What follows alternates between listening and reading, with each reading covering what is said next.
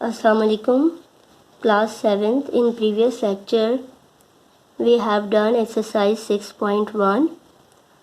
Now today we will start exercise 6.2, which is on page number 106.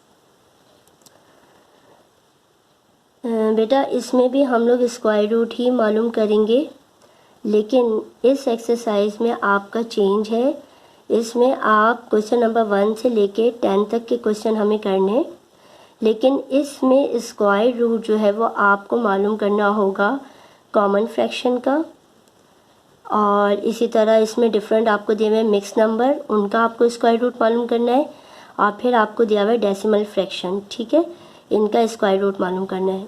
तो इसमें जो है वो तीन तरीके के सवालात करेंगे। ठीक है, लास्ट एक्सरसाइज 6.1 में तो हमने पूरे हमारे पास होल नंबर होते थे, तो उसका हमने स्क्वायर रूट मालूम किया था, लेकिन इसमें जो है वो आपका थोड़ा सा चेंज है।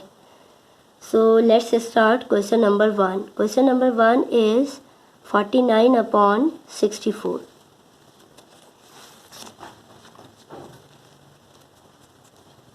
ओके बेटा, इसमें भी आप लोग इसी तरह करेंगे जिस तरह हमने 6.1 में किया था। सिर्फ यहाँ पे चेंज आपके पास क्या है कि आपको कॉमन फ्रैक्शन गिवन है, इसका आपको स्क्वायर रूट मालूम करना है। तो इसके लिए आप पहले न्यूमरेटर का मालूम करेंगे स्क्वायर रूट, और फिर आप डिनोमिनेटर का मालूम करेंगे। ठीक है, तो न्यूमरेटर में हमारे पास क्या है 49, तो सबसे पहले हम 49 का स्क्वायर रूट फाइंड आउट करेंगे।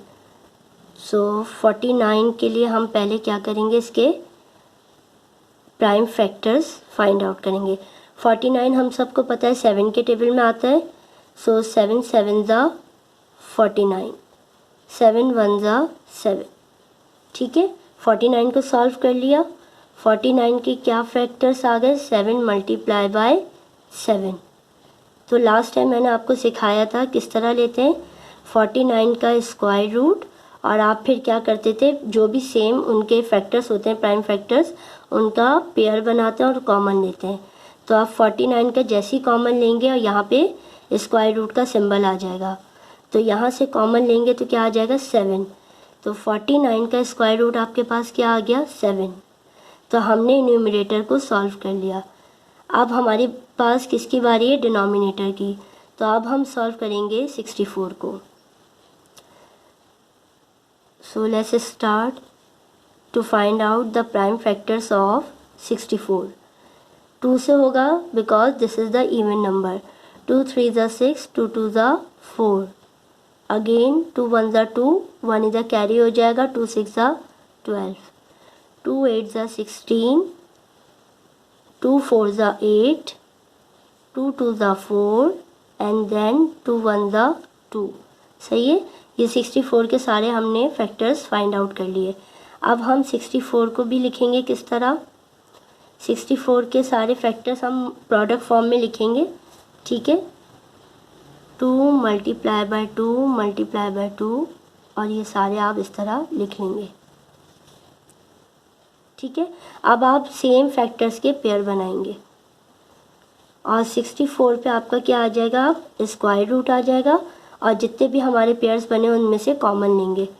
तो इस वाले पेयर में से 2 आ गया, मल्टीप्लाई इस पेयर में से एक कॉमन आ गया, और इस पेयर में से एक कॉमन आ गया। ठीक है, सो 64 का फिर आपका क्या आ जाएगा स्क्वायर रूट, 2 2 ज़ा 4 एंड 4 2 ज़ा 8। ठीक है, क्लास 7 49 का स्क्वायर रूट 7 आ गया, 64 का 8 आ गया।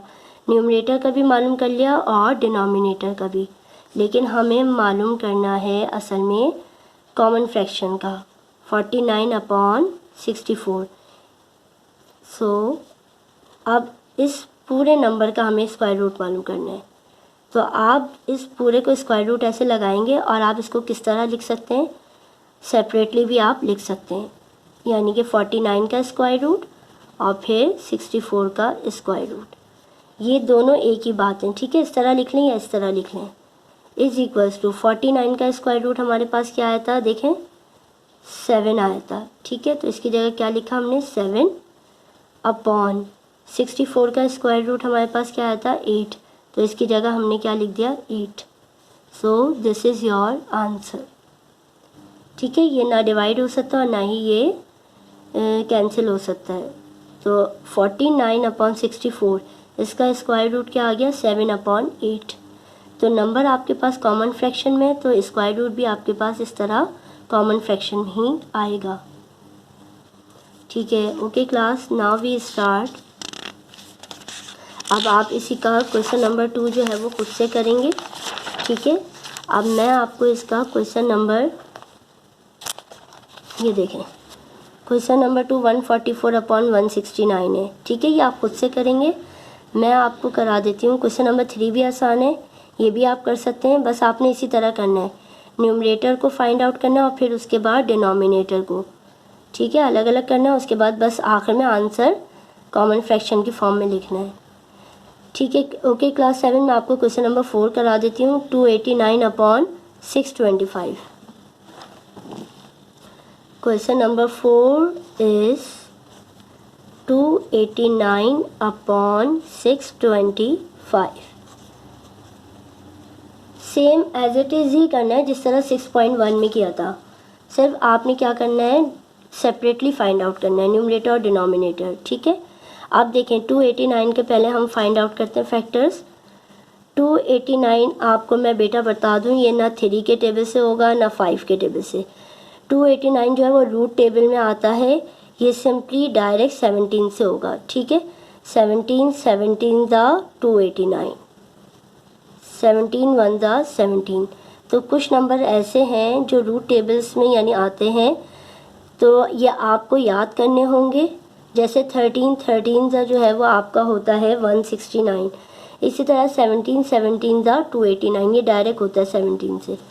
तो 289 के आपने प्राइम फैक्टर्स लिखे 17 मल्टीप्लाई बाय 17।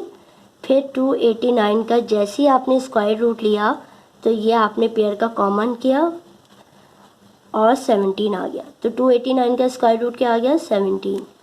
अब न्यूमरेटर सॉल्व हो गया, अब डिनोमिनेटर क्या है 625। ठीक है, तो अब हम सॉल्व करेंगे 625 को। ये ऑड नंबर है तो ये 3 से तो नहीं होगा, या 5 से होगा। ठीक है, 5 1 ज़ा 5, इधर कैरी होगा 5 2 ज़ा 10 और फिर इधर 2 आ गया, 5 5 ज़ा 25। फिर दोबारा अगेन 5 से ही होगा, 5 2 ज़ा 10, तो इधर हो जाएगा 5 5 ज़ा 25, 5 5 ज़ा 25 एंड 5 1 ज़ा 5। ठीक है, सो 625 के क्या फैक्टर्स आ गए, 5 मल्टीप्लाई बाय 5 मल्टीप्लाई बाय 5। हमने सेम फैक्टर्स के पेयर बना लिए। सो 625 का स्क्वायर रूट क्या आ जाएगा 5, इस पेयर में से एक कॉमन लिया, मल्टीप्लाई इस पेयर में से एक कॉमन लिया। सो 625 का आपके पास क्या आ जाएगा 5 5 ज़ा 25। ठीक है, अब 625 डिनोमिनेटर को भी सॉल्व कर लिया। Now come to the question 289/625। So 289/625 इसका स्क्वायर रूट जो है वो आप क्या लिखेंगे, इसको सेपरेटली लिख लें 289/625। ठीक है, आप ये वाला इसको सेपरेटली लिखें ना लिखें इसमें कोई फ़र्क नहीं पड़ेगा, ये दोनों सेम एक ही बात है। ठीक है, 289 का हमने क्या मालूम किया था 17, 289 का स्क्वायर रूट 17 आया था और 625 का हमारे पास 25 आया था। ठीक है, तो ये आ गया आपका आंसर।